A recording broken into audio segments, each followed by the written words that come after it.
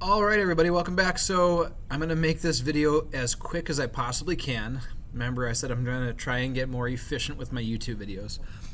So today I'm showing you the video on my PC, my computer. I think that it'll be okay to use this instead of the iPad because it does work the same for this current strategy. So in this quick video I just want to show you how to change the appearance of your blocks for the baby block project, or whatever other solid models that you want to make. So before I go in and start changing the appearance of this, I just want you to take a look again at my layout in my project browser right here. My baby blocks project is an assembly, and look, each individual block is labeled and named right down here. We do not see any more of this symbol down here. You shouldn't. So let's just say I want to focus on one block to play around with the patterns and colors and appearances. So let's use R or H. Let's use R. So in order to hide everything else, I'm going to come over here and click on the eyeball for all of my other parts just to hide them. And then remember, I have to activate R. Right now I'm not editing it. I'm still in the assembly file. So I'm going to click on Activate Component, and now we can play around. So if we click on this appearance button, you might be able to find it over here and modify. In order to put it up on my menu, because I use it all the time, I hover over the appearance button and I click on these three dots, and I just click on Pin to Toolbar, and it should come up on the top of this screen right here. So I'll move this over here so we can see, you can actually see my face in this video. So what's nice is Fusion 360 has a ton of different materials to choose from. Now, right now, because I've played with this a little bit, I already see some materials in my design. For now, I'm going to click on this arrow so I have more space to look at the folders down here. So I like to play around with the wood textures because I think it looks pretty cool. So if we go down to wood, okay, if we click, we can see some other folders here. Now there's two types. There's wood, which is a two-dimensional picture. These don't look as good. I'll explain why in a little bit. So I'm going to minimize that wood folder, and I'm going to keep this one opened, wood solid. So maybe I want to do a finished solid wood.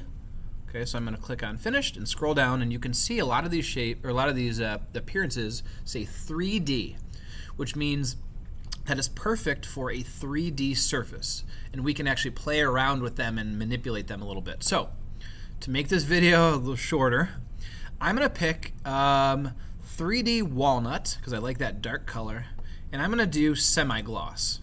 Now notice this little arrow key right down here. This means that this appearance is currently on the internet and we have to download it. So to do that, it's really easy. Just click on the download button and it should be downloaded. Okay. Now, when it's done downloading, I don't remember if it gives you a notification. I don't think it does. You should be able to just click and drag and drop it. Hopefully. Click. Yep. Just takes a second, right onto our part. So you can see if I grab my view cube and I spin this thing around, now I have this cool three-dimensional texture. Okay, so a couple different things here. Up in the top of this appearance window, you see two different selections to apply the appearances to. One says bodies/components, which means it's going to apply the appearance to the entire component. Now this one, faces, allows you to pick different two-dimensional faces to color or to apply appearances to. Okay, so here's what I want to do. Maybe I want this R to be painted. So I'm going to scroll up here and I'm going to minimize my finished wood folder, and I'm going to open up maybe the paint folder, and I'll do glossy. And maybe I want this R to be green. So I don't have to download this one, it's already in my file. So what I'm going to do now is I'm going to click on Faces. I'm going to drag and drop this, and I'm just going to hover over my face and let go, and that's going to turn green. Okay. If I want to do it to the back, I can choose any color that I want to. Maybe I want red, and I'm going to apply that material to that face and click on the house button. Now, there's other things that we can do to make this more realistic. I'm going to show you one more cool thing that we can do. Okay. If you right-click with your mouse and go down to this button right here, which says Texture Map Controls. Only do this if you really want to play around with these 3D textures. I'm going to click on this, and what this allows me to do is I can click and drag and manipulate the wood grain.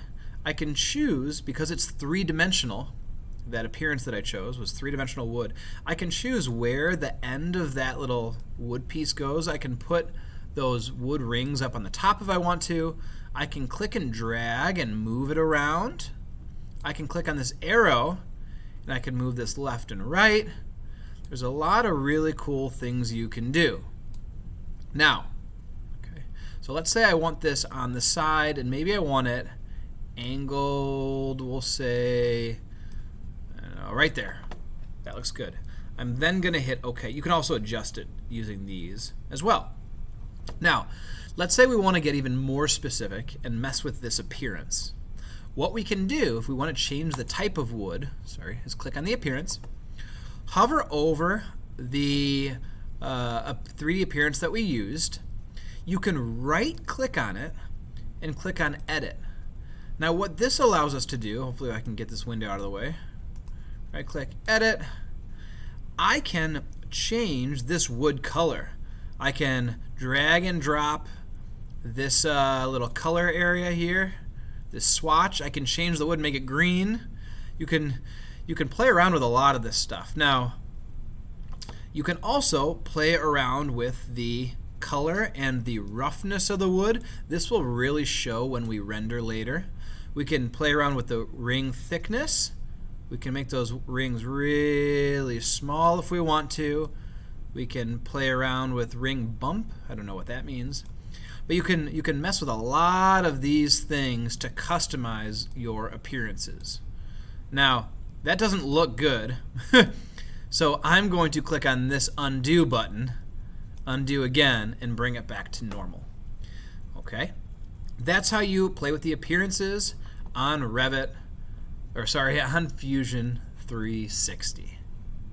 See you next time.